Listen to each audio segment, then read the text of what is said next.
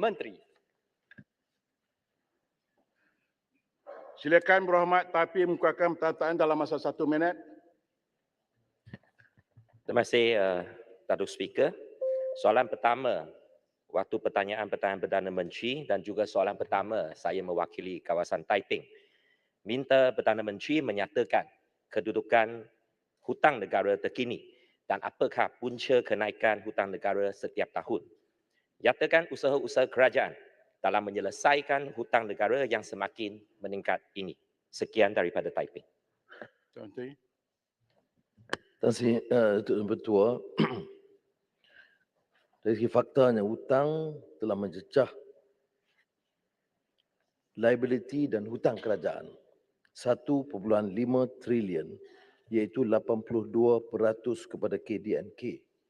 Untuk memperincinya, hutang kerajaan ialah 1079.6 trilion termasuk komitmen jaminan 205.9 bilion, 1MDB 18.2 bilion dan liability lain 142.2, jumlah 145.9 trilion.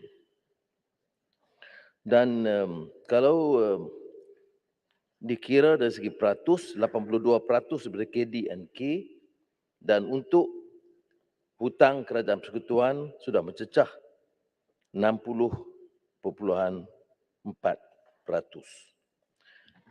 Dia termasuk khidmat hutang sekarang.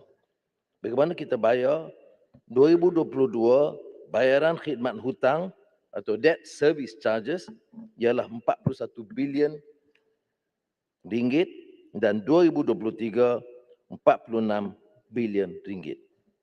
Peratus hasil untuk 2022 14%, 2023 16%. Ini adalah maknanya bayaran khidmat hutang, namanya ini hanya membayar faedah, bukan bayar hutang tunggak. Langkah-langkah yang diambil ini pertamanya memperbaiki tata kelola. Kerana di antara perbelanjaan bilion ringgit yang hilang ini adalah kerana pengurusan lemah, ketirisan dan menyebabkan hutang lebih tinggi daripada pertumbuhan ekonomi negara. Lain-lain ialah untuk memastikan asas hasil ditambah dan review ataupun public expenditure review mengkaji semula kaedah perbelanjaan awam tanpa membebankan rakyat terutama dalam bidang pendidikan, kesihatan dan prasarana asas. Hal-hal ini boleh kita cerakin dalam pembentangan belanjawan pada 24 hari bulan, insya-Allah. Sila Tapi. Soalan teman. Terima kasih Yang Amat Berhormat Perdana Menteri dan terima kasih Datuk Speaker. Dan kita tadi telah meneliti bayaran perkhidmatan hutang berbanding dengan hasil dalam mencecah 14% pada tahun 2022. Dan ini juga merupakan sesuatu yang dibimbangi oleh Ketua Audit Negara dalam laporan Ketua Audit Negara yang dibentangkan sebelum ini. Dan dengan komitmen kerajaan yang begitu tinggi, rakyat memang khawatir akan dibebankan dengan cukai-cukai tambahan. Soalan saya adalah sama ada kerajaan akan memperkenalkan apa-apa cukai baharu pada masa kini untuk menangani isu yang dihadapi pada masa kini. Betul ya, betul. Kita tidak bercadang untuk memperkenalkan GST ataupun cukai yang kepenggunaan berasas luas, iaitu broad-based consumption tax. Yang kita akan perketatkan adalah pengurangan subsidi bagi golongan kaya seperti mana dilakukan dalam isu subsidi elektrik.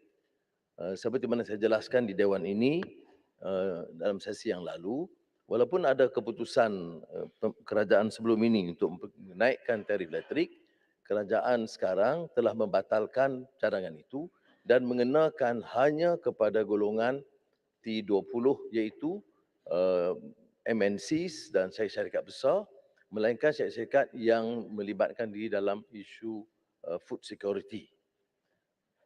Ada beberapa langkah lain yang kita kenakan dalam konteks penekanan yang sama. Umpamanya, subsidi diesel itu tahun 2022 adalah 20 bilion ringgit.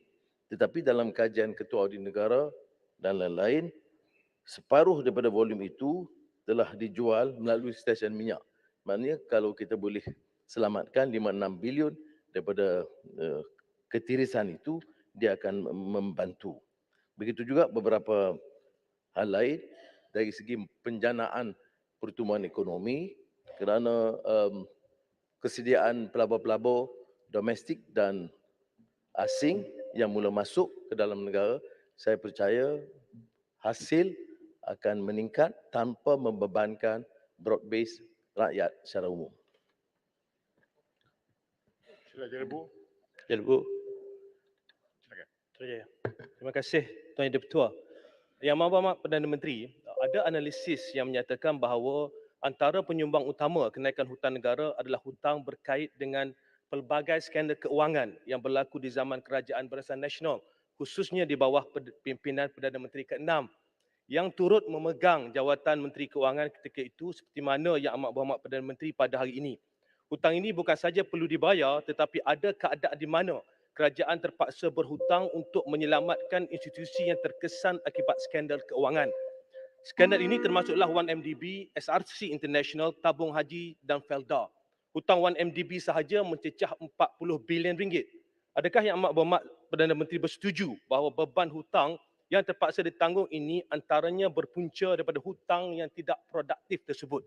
Selain daripada itu juga, adakah Yang Amat Berhormat Perdana Menteri bersetuju bahawa tindakan memegang jawatan Menteri Keuangan pada masa yang sama memegang jawatan Perdana Menteri membuka ruang ke arah terjadinya perkara seperti mana yang terjadi sebelum ini? Terima kasih.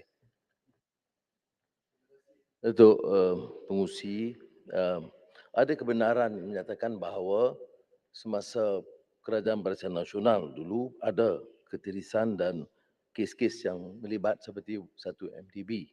Tetapi dalam pemerintahan Perikatan Nasional, kerosakan banyak juga dan ini selain daripada YMDB termasuklah perbelanjaan jana wibawa, projek tebatan banjir, projek beberapa ketirisan lain yang sedang dalam siasatan. Ada yang menanyakan mengapa belum siasat, itu urusan seperti tersebut, siasatan urusan SPRM dan badan penguasa.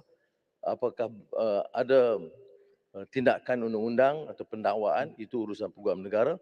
Saya ingat kalau Yang Berhormat sabar, mungkin dalam masa yang terdekat mungkin ada berita baik untuk rakyat. Baik, soalnya soal sama ada kedudukan Perdana Menteri dan Menteri Keuangan itu menjadi masalah, saya nak sebut di sini dalam sejarah kita, sama ada digabungkan atau tidak bukan masalah. Masalahnya ialah guna kedudukan untuk rompak harta rakyat. Ya, dan ini terpakai di banyak kalangan. Yang bersih sama aja belah sini, belah sana, jangan bimbang. Tapi yang terpalit dengan rasuah itu harus merasa tertekan dan bimbang, dan saya bertekad apapun telahan yang dibuat, saya akan tekad untuk pentadbiran kerajaan perpaduan ini, saya akan gunakan segala usaha mengelak dan menghalang khianat dari segi rasuah yang berleluasa. Terima kasih. Speaker. Kita maju kepada